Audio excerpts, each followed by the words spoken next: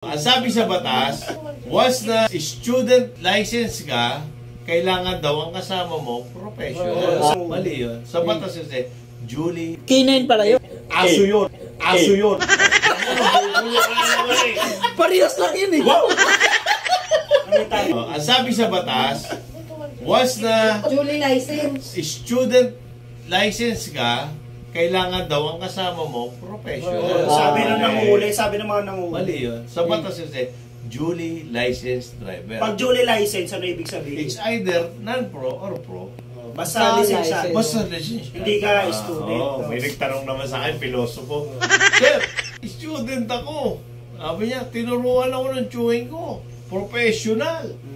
Sabi ko, ano nangyari? Nahuli kami. Ano nangyari? Sir, magkaiwalay kami ng motor. Magkaiwalay kami ng motor. Sila! Bukas kayo. Sabi mo, niluloko mo. Dapat pasahero niya, di ba? Okay lang, pasahero mo. Siraulo na. May mga siraulo nga na. Akala nila makalusot sa'yo. May mga nagko-comment na gano'n po. May ano pa nga sa akin eh. Ano sabi? Ang topic ko noon, yung sa reels ko, sabi ko, yung safety precaution ng helmet. Ano yung unang pumapalo, yung impact na pumapasok sa helmet? The full face, half face. Sabi ko, ang pinakamalakas na pumapalo sa helmet, eto, 82% to yung panga. Ito, papasok pa din. Ito, 92, 70% lang to. Mas malupit talaga yung panga. Ito, panga, sabi ko, kasi pag bumangga yan, is either babasag yung panga.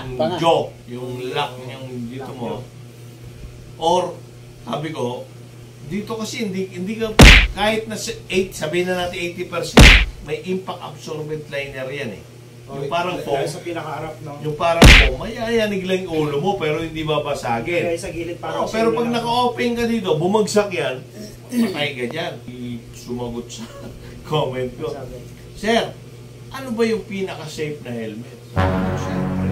Pinaka-safe na helmet. Zebra. Close face helmet. Zebra helmet. Zebra yan eh. Hindi, wala pa kontrata. Wala pa. AGB. Hindi, sabi ko lang, ang pinaka-safe na helmet, yung close face. Wala pang brand. Walang brand. Ito may sumagot. Brand naman. Sabi niya, Sir, mali kayo, basher. Kasi dati, pag may basher, hindi ako pumapatol, ini-erase ko. Binablock ko. Binablock mo. Hinahide yung comment. Hinahide ko, sabi niya.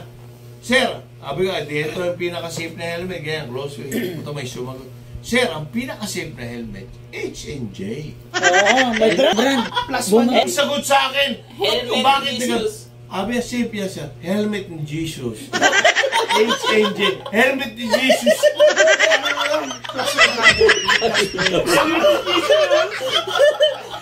Yun pala ang meaning nun? Bilak mo? Hindi, natuwa ako. Hindi mo nga sa akin yung ano. Natuwa ako. Tayo natuwa ako sa'yo. Hindi, iba pa yung barat. Iba pa yung barat niya, di ba? Helmet ni Jesus. Iba pa yung bigkas niya eh. Jesus. Ngayon ko lang nalaman yung H&G. Ang meaning. Sir, Bisaya yata. Bistak ba? Bistak. Bisaya. Send ako. Sabi niya, Sir, sabi niya, ano yan? H&J. Helmet ni Jesus. Ngayon ko lang nalaman yun. Sa kamahal-mahal ng helmet na yan. Yun ang pinaka-safe na helmet. Ganun pala kamahal ang helmet Ay, yan. siyempre, Jesus.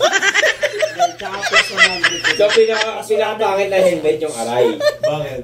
Aray. Aray ka talaga. Sa presyo. Oo. Helmet ni Jesus pala yun. Kaya pala mahal. 30 plus.